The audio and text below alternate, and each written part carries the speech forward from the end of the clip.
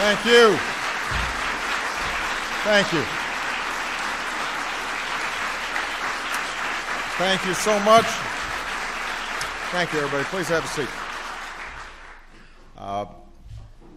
Well, first of all, let me thank Dr. Collins, not just for the introduction, but for his incredible leadership at NIH.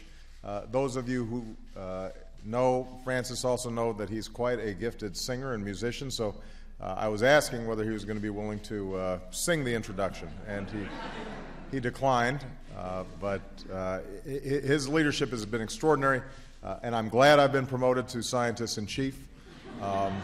Given my grades in physics, I'm not sure it's deserving, but I hold science in proper esteem, so maybe that gives me a little credit.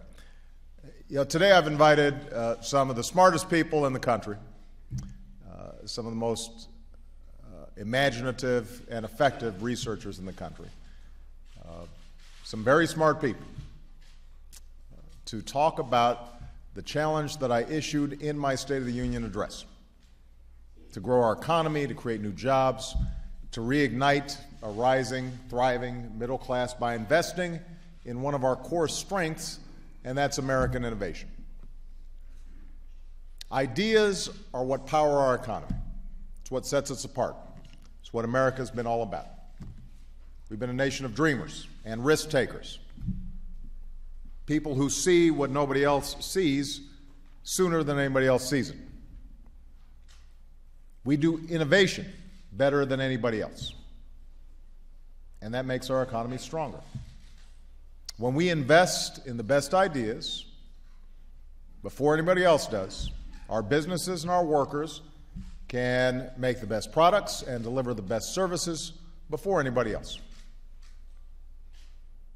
And because of that incredible dynamism, we don't just attract the best scientists or the best entrepreneurs.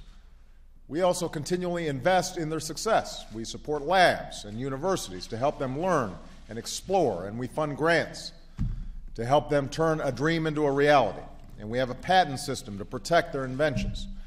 And we offer loans to help them turn those inventions into successful businesses. And the investments don't always pay off, but when they do, they change our lives in ways that we could never have imagined. Computer chips, GPS technology, the internet. All these things grew out of government investments in basic research, and sometimes, in fact, some of the best products and services spin off completely from unintended research that nobody expected to have certain applications. Businesses then use that technology to create countless new jobs. So the founders of Google got their early support from the National Science Foundation. The Apollo project that put a man on the moon also gave us, eventually, CAT scans. And every dollar we spend to map the human genome has returned $140 to our economy. $1 of investment, $140 in return. So Dr. Collins helped lead that genome effort, and that's why we thought it was appropriate to have him here to announce the next great American project, and that's what we're calling the Brain Initiative. You know, as humans, we can identify galaxies light years away. We can study particles smaller than an atom, but we still haven't unlocked the mystery of the 3 pounds of matter that sits between our ears. So today, scientists possess the capability to study individual neurons and figure out the main functions of certain areas of the brain, but a human brain contains almost 100 billion neurons, making trillions of connections. So Dr. Collins says it's like listening to the string section and trying to figure out what the whole orchestra sounds like. So as a result, we're still unable to cure diseases like Alzheimer's or autism or fully reverse the effects of a stroke. And the most powerful computer in the world isn't nearly as intuitive as the one we're born with. So there's this enormous mystery waiting to be unlocked. And the BRAIN Initiative will change that by giving scientists the tools they need to get a dynamic picture of the brain in action and better understand how we think and how we learn and how we remember. And that knowledge will be transformative. In the budget I will send to Congress next week, I will propose a significant investment by the National Institutes of Health, DARPA, and the National Science Foundation to help get this project off the ground.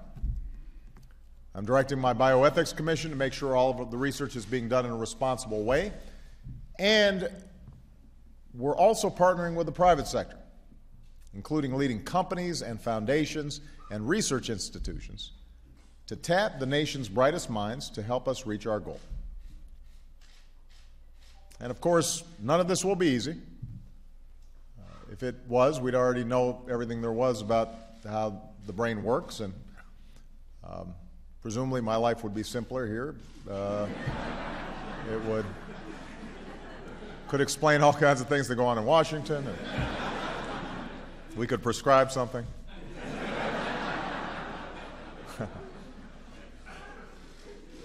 So it won't be easy, but think about what we could do once we do crack this code. Imagine if no family had to feel helpless watching a loved one disappear behind the mask of Parkinson's or struggle in the grip of epilepsy. Imagine if we could reverse traumatic brain injury or PTSD for our veterans who are coming home. Imagine if someone with a prosthetic limb can now play the piano or throw a baseball as well as anybody else because the wiring from the brain to that prosthetic is direct and triggered by what's already happening in the patient's mind. What if computers could respond to our thoughts, or our language barriers could come tumbling down? Or if millions of Americans were suddenly finding new jobs in these fields, jobs we haven't even dreamt up yet because we chose to invest in this project. That's the future we're imagining. That's what we're hoping for. That's why the BRAIN Initiative is so absolutely important, and that's why it's so important that we think about basic research generally as a driver of growth,